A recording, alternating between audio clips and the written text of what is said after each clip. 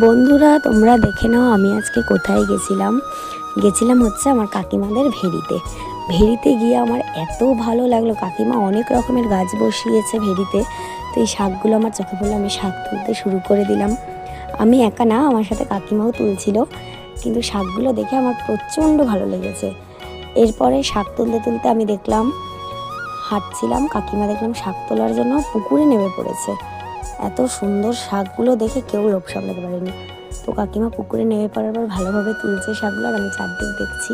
এর মধ্যেই হঠাৎ দেখে আমার কাকিমা বেগুন গাছ বসিয়েছে।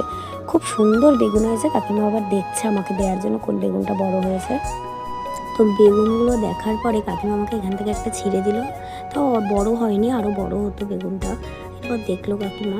এরই মধ্যে আমি হঠাৎ করে দেখতে পেলাম যে এখানে আরেকটা বেগুন রয়েছে। আমি এবার কাকিমাকে বললাম এই বেগুনটা ছিঁড়ে দেওয়ার জন্য। তো দুটো বেগুন আমাকে ছিঁড়ে